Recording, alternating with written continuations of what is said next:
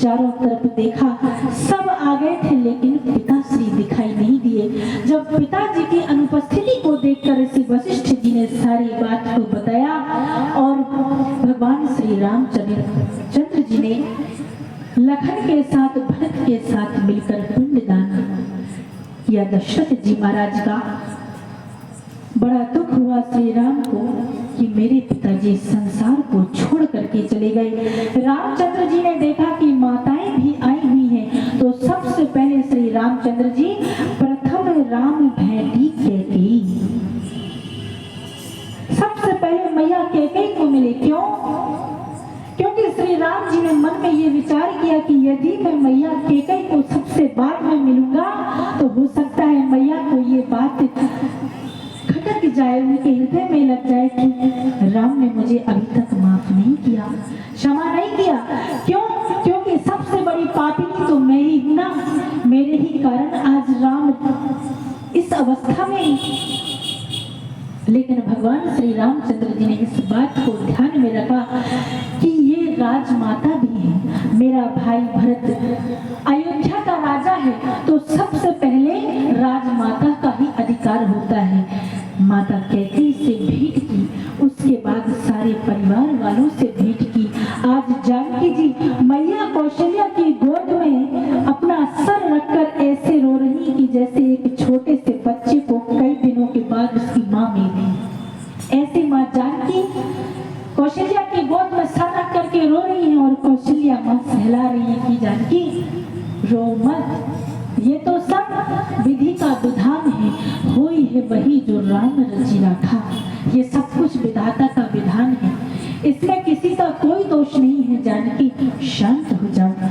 भैया भरत ने कई प्रकार से मनाने की कोशिश की कि प्रभु मेरे साथ वापस चलिए, लेकिन श्री रामचंद्र जी ने पिता के धर्म को, पिता के वचनों का पालन किया कि हे भरत, मैं यहाँ से नहीं जा सकता, तुम जाकर के अयोध्या के राज्य को संभालो। भरत जी कहते हैं प्रभु ये तो बिल्कुल भी संभव नहीं है कि मैं अकेला उस अयोध्या का राजा बनूं।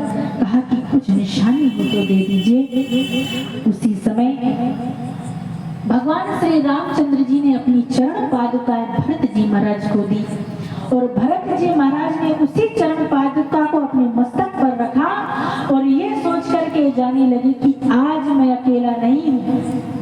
इस अयोध्या को सनात करने वाले, जो अयोध्या राम के बिना अनाथ हो गई थी, आज वो अयोध्या भगवान श्री राम की चरण पादुका से सनात हो जाएगी। आज मैं अकेला नहीं हूँ, मेरे साथ राम और जानकी जा रहे हैं।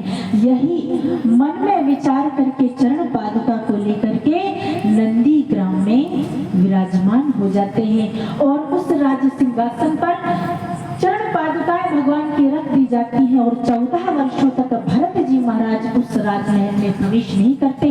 नंदी ग्राम में एक छोटी सी पर्ण कुटी बनाकर वहीं पर निवास करने लगते हैं। देखिए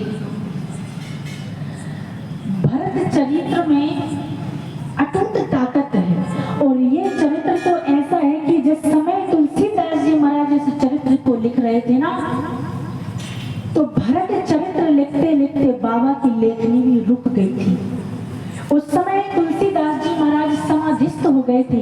ये भरत चरित्र इतना बड़ा है कि इसको तो आप 4 दिन भी सुनाओ तो ये विश्राम नहीं लेने वाला, लेकिन समय का अभाव है, इसलिए संक्षिप्त में आप सभी को भगवान की कथा श्रवण कराई।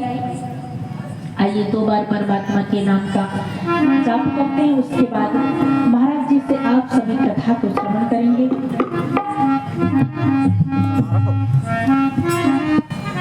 सीताराम सीताराम सीताराम कहिए, जाहि धिया के राम सीताराम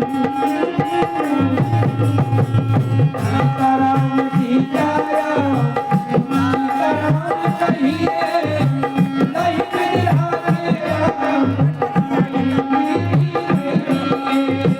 सीताराम सीताराम सीताराम कहिए,